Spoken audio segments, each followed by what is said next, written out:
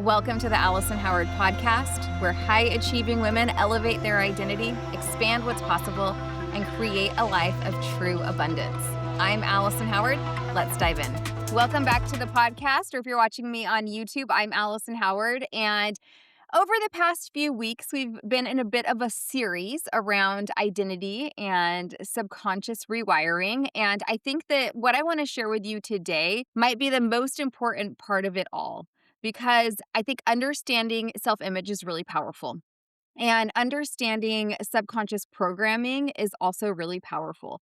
Understanding why you keep snapping back into the old you is definitely very powerful. But eventually, there does come a point where you have to stop analyzing the old identity and you need to start stabilizing the new one. And today, that is what I want to talk to you about. Today is about becoming her for real.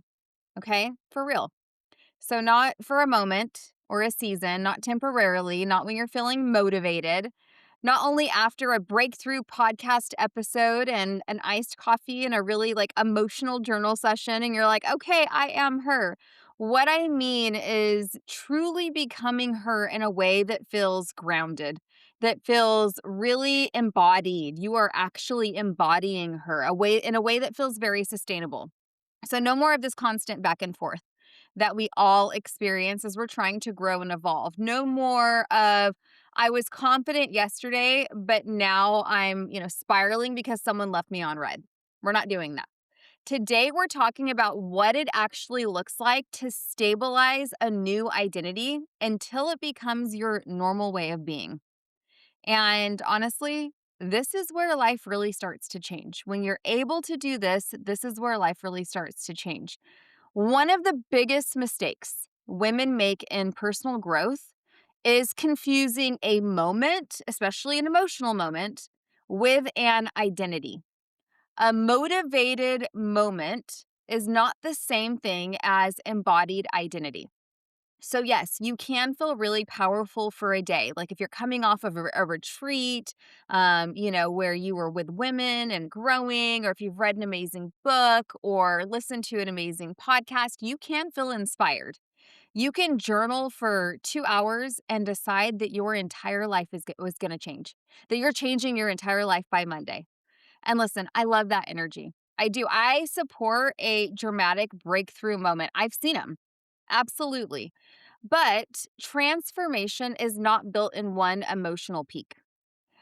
It is built in what you consistently return to, because anyone can access a higher version of themselves temporarily. I think we've all done that.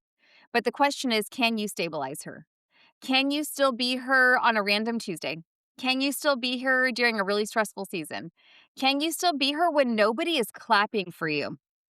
Can you still be her when results are taking longer than expected or when your emotions are really loud? That is where identity becomes real. And most women do not struggle because they can't access this new version of themselves. They struggle because they keep re identifying with the old one. Every time something uncomfortable happens, they emotionally move back into the old identity. The old identity says, see, nothing's changed. See, you're still insecure.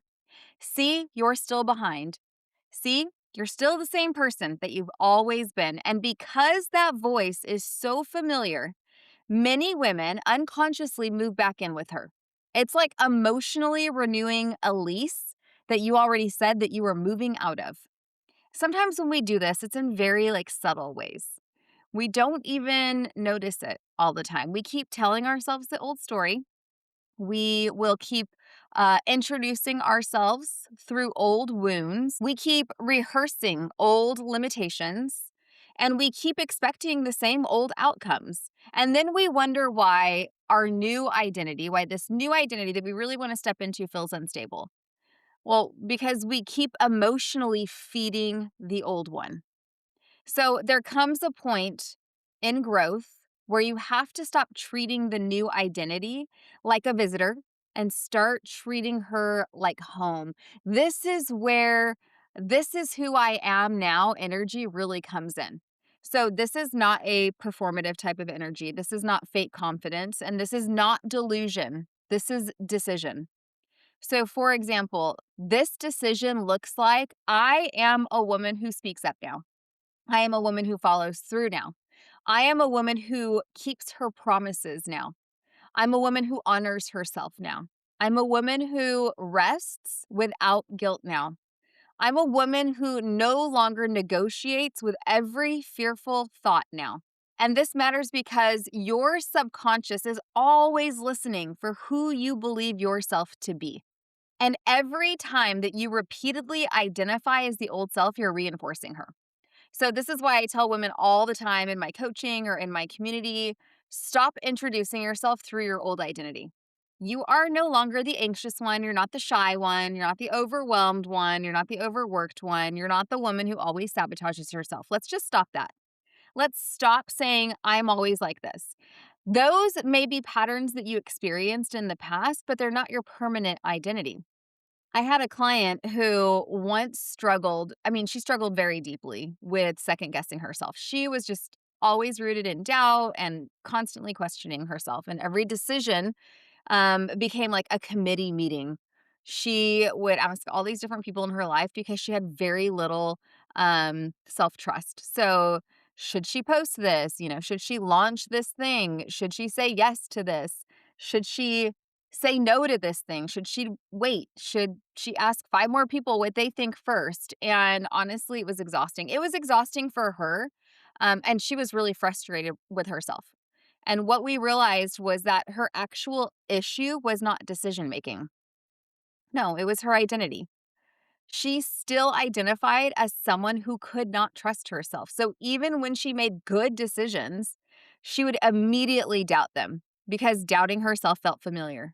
The work became less about making perfect decisions and it was more about stabilizing the identity of a woman who trusted herself.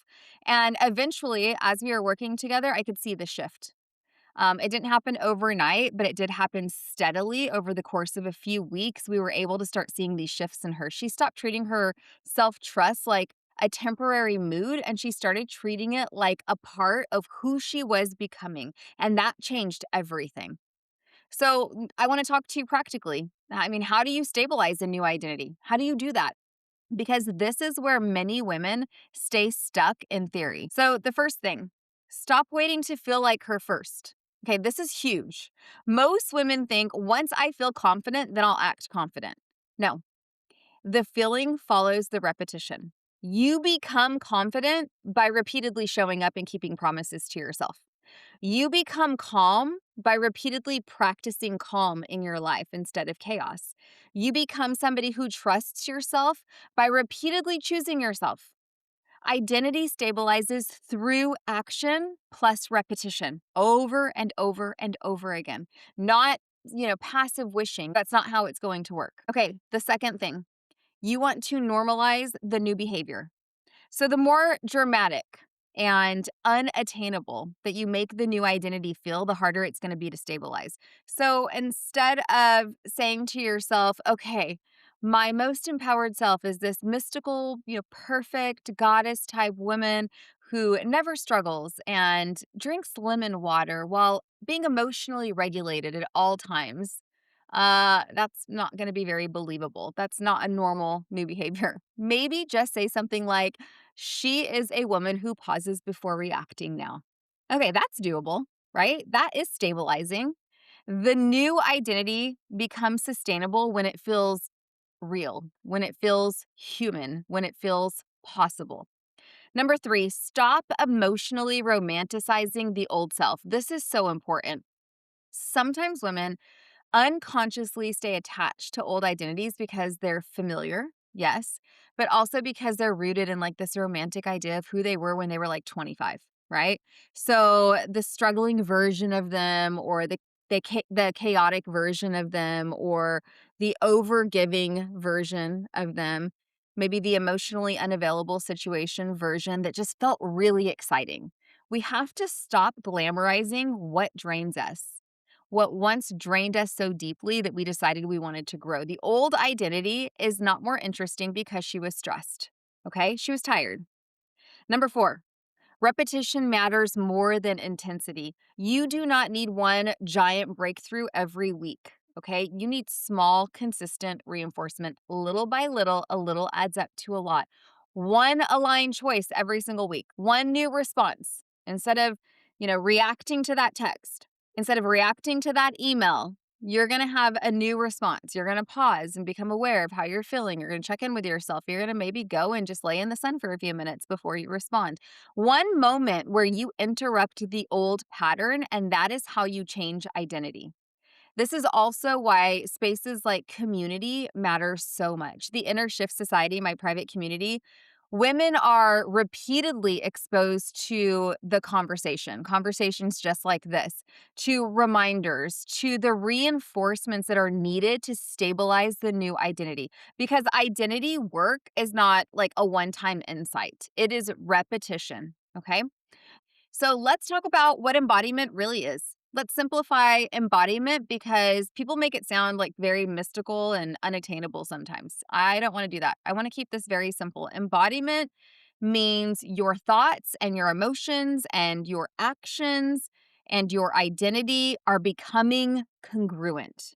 Okay. They are becoming aligned. You are no longer only understanding something intellectually, you are actually operating from it. You are living it. So, for example, a woman who embodies self worth does not need a 45-minute pep talk every time someone disagrees with her or every time somebody leaves a sour comment on, her Instagram post.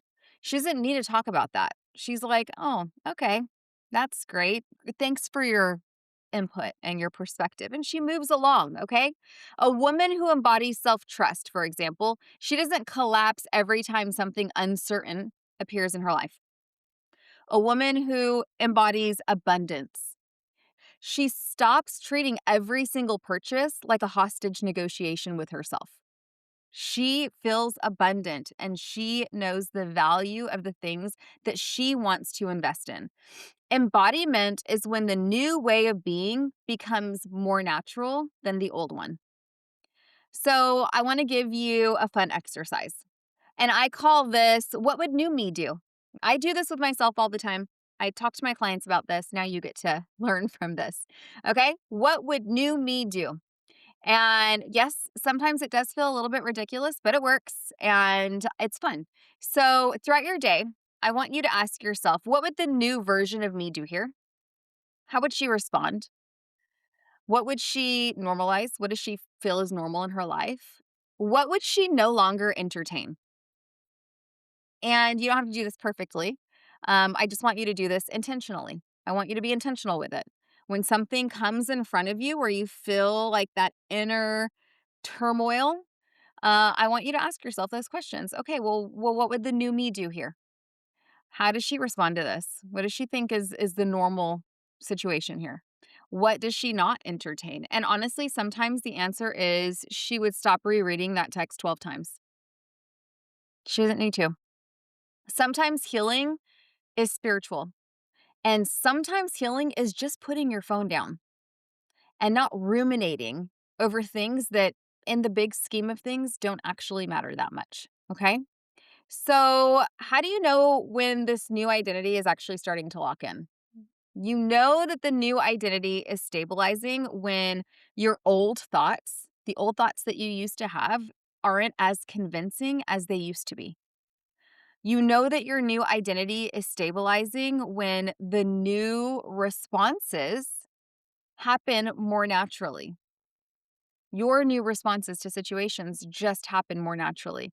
You recover faster. That's a great clue. You recover faster from situations that used to just derail you. You stop negotiating with yourself constantly. This is showing that you actually are stabilizing your own confidence when you stop negotiating with yourself all the time. And when the new behaviors that you've been practicing start to feel normal. So one day you just realize, wow, I actually didn't spiral there. That is progress. Yay me. Or, oh wow, I handled that differently than I would have. That's a great sign that you are growing in your new identity. Or I am not reacting to those situations the same way anymore. That is identity stabilization happening in real time, and you absolutely should celebrate yourself. Send me a message. I'll celebrate with you. Okay. So let me leave you with a few takeaways. First, becoming the most empowered version of yourself is not a one moment thing, it is repeated embodiment. Second thing, you stabilize identity through repetition, not perfection. Just rinse and repeat, rinse and repeat. Third thing, stop re identifying with the old self every single time discomfort appears. The fourth thing, the new identity becomes real when you normalize her consistently. Fifth thing, small aligned actions matter more than one dramatic temporary burst of motivation.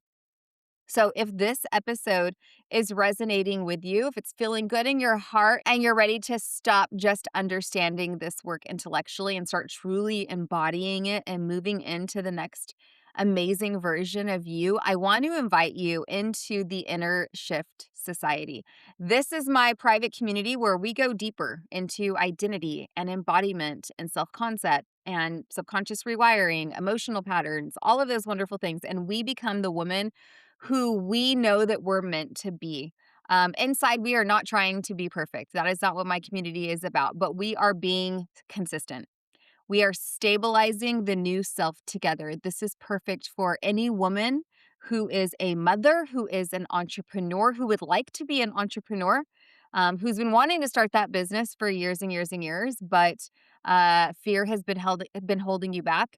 This is for the woman who is in a career and she's wanting to make a shift, either vertically in moving up into promotion, or she's wanting to make a linear shift and move into a different part of her career. And so you can join us. The link to the Inner Shift Society is in the show notes, and I would love to have you there. It is just a great time. I do live coaching there.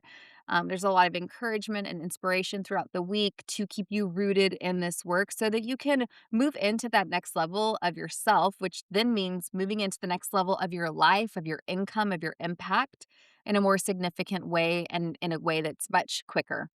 So, if you know you want that deeper personalized support, then that is a great place to start. But this is also the work that I do through my one-on-one coaching. But my biggest invitation to you today is to join the community and get around the conversation consistently because repetition changes identity. So get in the room. Okay, as I wrap up today's episode, I want to leave you with this. The woman that you are becoming is not as far away as you may think. Okay?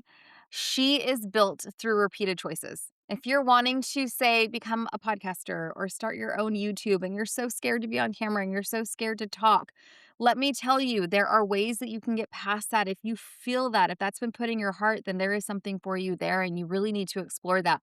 And being a part of a community, listening to these episodes that I put out, just making those repeated choices over and over again, partnering with the positive repeated thoughts, all of that repetition is going to one day stop feeling like effort, and you are going to get where you're wanting to go in that new identity. You're going to start feeling like you and who you're meant to be. And when that happens, your whole life is going to change and it's going to be incredible. So, as I say every week, go and be the woman that your future is waiting on. Thank you so much for being here with me today. I know that your time is valuable and I truly appreciate you spending some time with me. I will see you next week. Until then, be blessed.